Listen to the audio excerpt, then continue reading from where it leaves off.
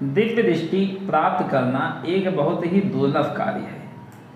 इस संसार में जो कुछ भी इन दोनों नेत्रों से दिखता है, जो मनुष्य को जन्म से ही प्राप्त होती है, और कुछ ऐसी भी चीज़ें हैं, ऐसी भी वस्तुएं हैं, या ऐसा भी लोक है, ऐसे भी आयाम हैं जो आपको साधारण आँखों से नहीं दिखेंगे।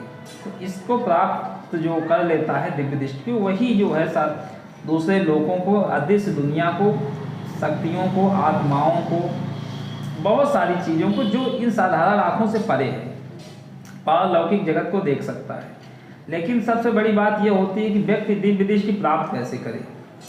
तो दिव्य दृष्टि प्राप्त करने के लिए आप किसी न किसी के पास, आपको जो सफल हो दिव्य दृष्टि खुलवाने में, या ऐसे गुरु हों जो कुंडलनी योग के जानकार हों, तंत्र योग के जानकार हों, आप उनके पास जाएंगे तो निश्चित ही आपकी दिव्य दृष्टि खुल जाएगी।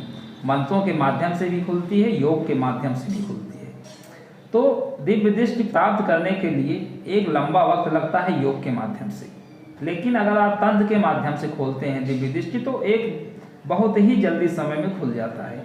हमारे पास साधना करने आए हुए हैं जिनकी साधना पूर्ण हो चुकी है, दिव्य दृष्टि साधना, आज्ञा चक्र जागरण साधना भी कह सकते हैं आप इसको, अदृश्य दुनिया की देखने की साधना भी कह सकते हैं।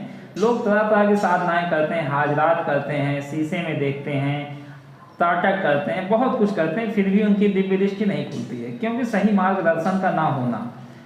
तो हमारे पास राम सुख जी ने आज्ञा चक्र जागरण साधना की, 7 दिन की साधना इन्होंने संपन्न की, 7 दिन में इनकी दिव्य दृष्टि खुल गई।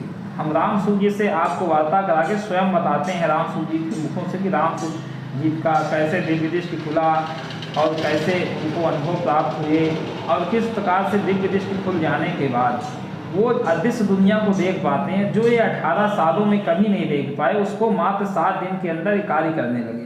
राम सुख जी, हमारे साधकों को आप बताइए कि दिव्य दृष्टि के माध्यम से कैसे अदृश्य दुनिया आपको दिखती है, शक्तियाँ कैसे दिखती हैं, पहले ये बताइए, क्योंकि लोग शक्तियों को देखने के लिए बहुत परेशान होते हैं। नहीं दिखती है, उसकी बात नहीं है कि जो देखना चाहता वो चीज़ नहीं दिखती, अवश्य दिखती है। बिल्कुल बिल्कुल, जैसे हम कोई चीज़ को देखा है वो चीज़ स्पष्ट हमारे को दिखाई दी है, और जैसे मन के अंदर प्रेरणा आए तो कि वही वो बात बोलती है, तो वो सत्य बात मेरे को मिलती है।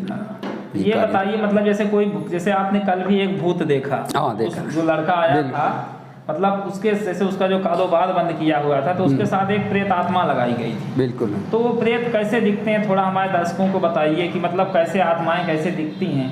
वो जैसे आत्मा का स्वरूप होता है, वो गंदा स्वरूप उसी के अंदर दिखता है। तो उनके हाथ पैर भी होते हैं या नहीं होते? होते हाथ पैर होते हैं, सब कुछ होता है। कई जैसे ऐसे कंकाल रूप में रहते हैं तो कई के कपड़ा धारण होता है और कई के कपड़ा धारण नहीं होता है, ऐसा होता है ऐसा स्वरूप। तो और बहुत सारी शक्तियों को आपने देखा, इससे पहले प्रैक्टिकल किया जो है, तो आपको कैसे जवाब देता है, कैसे दिखता है आज्ञा चक्र के माध्यम से, ये बताने की कृपा करें आप। ठीक है, बढ़िया दिखता है उसमें। नहीं कैसे, मतलब ऐसे जैसे टीवी में दिखता है, जैसे स्वप्न में दिखता है, कैसे दिखता है? जैसे मतलब अपने सपनों के अंदर दिखता नहीं। हाँ वही।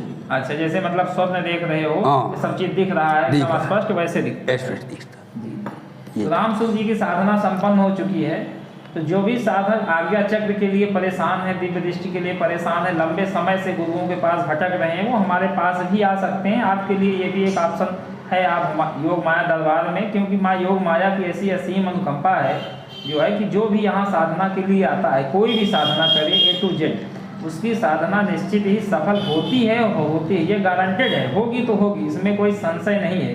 क्योंकि अब जो उनकी शरण में आ गया, सारी शक्तियाँ मैया के अधीन है, सारे मंत्र मैया के अधीन है, ऐसा कोई मंत्र नहीं जो मैया के अधीन ना हो। तो मैया की कृपा से और हमारी गुरु माँ की कृपा से जो भी साधना होगी वो निश्चित ही सफल होगी, उसको कोई रोक नहीं सकता है सफल होने से, क्योंकि जब ईश्वरीय कृपा होगी तो निश्चित ही सफल होगा। और यहाँ वही व्यक्ति आ पाएगा जिसकी साधना सफल होने वाली रहेगी, नहीं तो भटकाव तो जीवन में सभी के रहता है, लेकिन जिसके ऊपर ईश्वर की कृपा होगी, जिसकी साधना ईश्वर चाहेंगे कि सफल हो जाए, एक ऐसे व्यक्ति के पास जाए, एक ऐसे स्थान पे जाए जहाँ पे साधना इसकी पूर्ण हो जाए। लोग तरह तरह से साधना न पूर्ण होने पर खुद जो आधुनिक चल रहा है गुरु और शिष्य परंपरा, साधना न पूर्ण होने पे उसमें तरह तरह की बातें जोड़ देते हैं। आपके पित्त दोष लगा हुआ है, आपके कुल देवता नाराज हैं, आपके ग्रह ठीक नहीं हैं, तो इतना ज़्यादा उसमें जोड़ दिया जाता है कि व्यक्ति भ्रमित हो जाता है, सोचता है शायद हमारे ग्रह ही खराब हों, शायद हमारे पितृ ही नाराज हों। लेकिन ऐसा नहीं है, साधनाओं में जो है ऐसा कुछ नहीं है। तंत्र साधनाओं के लिए ग्रह अपनी जगह है, पितृ अपनी जगह है और कुल देवता अपनी जगह है। इतने ज़्यादा किसी के ग्रह भी नहीं खराब होते हैं जितना बता दिया जाता है।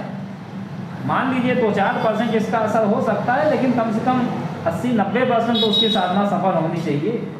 लेकिन पूर्णतः निष्फल साधना के बाद कह के अपना पल्ला झाड़ दिया जाता है कि आपके पितृ दोष लगा हुआ है, पहले पितृ दोष शांति कराइए तब आपकी साधना पूर्ण होगी। तो ये सब यहाँ पे ऐसा कोई कार्य नहीं होता है। जो भी साधक आना चाहें, 52 भैरव हैं उनकी साधना कर सकते हैं, आप 9 दुर्गा की साधना कर सकते हैं, 10 महाविद्या की साधना कर सकते हैं, 64 योगिनी साधना कर सकते हैं, यक्षिणी साधना कर सकते हैं, पिशाचिनी साधना कर सकते हैं और बहुत सारी साधनाएं जो इत्र यौन की शक्तियों की हैं आप उनको कर सकते हैं और अपने जीवन को बदल सकते हैं। आप यहाँ आकर कुंडलनी योग, ध्यान योग, तंत्र योग इसमें पारंगत हो सकते हैं, इनकी साधना कर सकते हैं, अपनी कुंडलनी जागृत कर सकते हैं। बहुत कुछ आपको यहाँ प्राप्त हो जाएगा, क्योंकि माँ का एक ऐसा यह दरबार है जहाँ पे आपको आने पे A to Z जो भी आप लेना चाहें उनके असीम अनुकंपा से यहाँ आपको निश्चित ही मिलेगा, इसमें संशय नहीं है। जिसको संशय है वो भी आ सकता है, जिसको संशय नहीं है वो भी आ सकता है। कुछ लोग कहते हैं कि साधनाओं में गुरु जी गारंटी लीजिए, तो हम कहते हैं आओ गारंटी हम लेंगे, लेकिन गारंटी वालों की फीस अलग होगी। क्योंकि जो ज़्यादा गारंटी वाली बात करते हैं, गारंटी हम निश्चित देंगे लेकिन उनकी फ़ीस अलग होगी, और जो बेचारे समर्पण और भाव से आते हैं उनकी फ़ीस अलग होगी। तो जो भी साधक आना चाहें आगे साधना कर लें और अपने जीवन को बदलें और कहीं इधर उधर भटके ना, आध्यात्मिक पथ पर आगे बढ़ें और अपने जीवन को बदलें। जय श्री माता रानी, जय मां योग माया।